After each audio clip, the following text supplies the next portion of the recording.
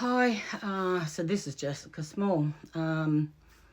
Okay, so we left Bathurst in at the beginning of 1997, went to South Australia, ended up coming back for a short period, had to go to a funeral out Bree, then went up to Blackhall, then come down the coast and ended up in Lismore at the Lismore Lakes Caravan Park, Bruxner Highway. Now, the three missing in Bathurst, that's my hometown. Like, my family's been there since the 1800s. In 1996, and this is only for entertainment purposes, and this is also, huge trigger warning. So in 1996, a friend of ours named Blackie and Sharon, friends, and they were going on holiday. They were going to Picton because I think they had family associations up there, whatever. And the night we were there, Jessica Small and Ness showed up. And Sharon lost her shit, and I was following her into her son's room because, they were trying to, stay without permission because Jessica had had a crush on her son. Now, my friend Sharon, who's passed away, and obviously Blackie has passed away, Merv and Orcha, they had a big fight after we left, and Sharon ended up packing all the kids in the car and took off. Well, the next day, my ex found out that Sharon took off and Blackie was still there, and he went into meltdown mode. I couldn't understand why he was in meltdown mode. And he dropped me off at my mother's, and he ended up going back to Blackie's. By the time he came back, he said, I convinced him to go. Well, that night he had a massive heart attack. Now, it was marked as DURGS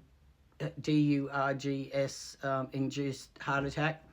I believe my ex gave him something.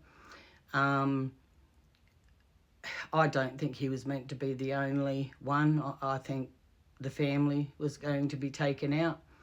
Now, this is the biker world. So we get to Lismore, and we've been there since, probably it was either February or March. I'd have to go through my paperwork to find out when, the funeral was, because it was only weeks after that we ended up there. Now, we were put in a caravan for the first couple of months. I know we were moved into a cabin right up the back, and I know we were there before Easter because we were in there when Easter came, and his sister and brother-in-law came for a visit on their way up to Rockhampton. That's another, not sure about that one. So we had the TV on. I remember we had the TV on, and the car races were on. So he was there when the car races were on. Then coming to, after that, towards the end of the month, he rocks up in this white Commodore with a hole in the front passenger footwell, and he's on his way to Bathurst, and he was in a rush. He's packing everything into the car.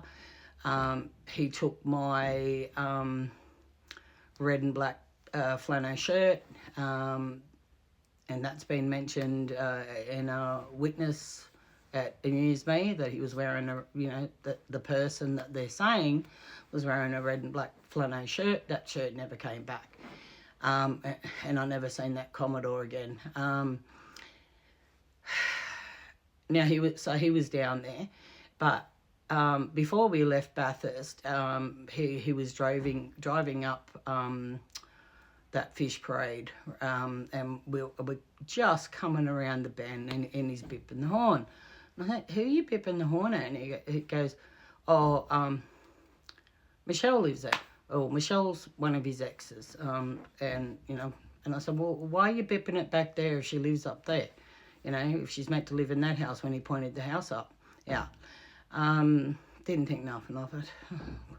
Did not think nothing of this stuff. You know, but because I got a photographic memory, it all stuck in my head. You know, I had a neurological disorder, but all the memories have come back now. So there's that.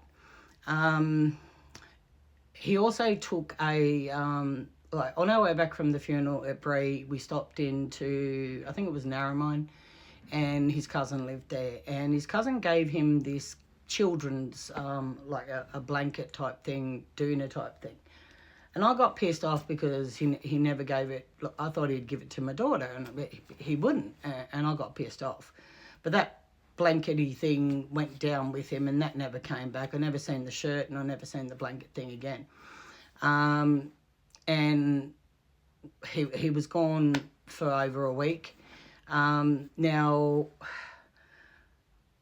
I never seen the Commodore when he came back, because when he came back, I just picked my daughter up from the school bus, and just before we got to the cabin, I had a feeling. I've turned around, here he is walking up the pathway to the cabin, and I'm like, oh, how'd you get back? Oh, just got dropped off, blah, blah, blah, blah, whatever. Now, that, you know, would be the reason why that car's never been found. I did note later on in 98, when I met his cousin's woman, and they had a white Commodore, but I never got to see in that Commodore, but it did look like the same Commodore. His name was Fred. I don't know his last name. I don't think I ever got told it. Yeah, so, I mean, that was Jessica Small. The time she went missing, he was there. Also, you know, he made a phone call when he was there. Well, he made a couple of phone calls, but he made a phone call. I mean, I rang at the phone box to his mother's, and I spoke to him, and you know, he was telling me about this takeaway shop on William Street. I think it was a corner of William and Keppel, I think it might have been. Don't quote me, I'm not sure on that one. And BH was the owner or running it or whatever. So that was 1997. And I think, you know, and he was, because he hated him. He absolutely hated him. Now, associations with Mel, associations with all the people that Bus was talking about. So go see him on TikTok and get a rundown of his stories. Now, even though he's mentioning other people, like he never knew about my ex or the others involved, but I knew about the people he's talking about. And I knew my ex was associated with all of them, you know, and was in with them. He was also, you know, a DRUGS, what do you call them, informant. So, you know, and I've seen a lot of things in Bathurst with BH.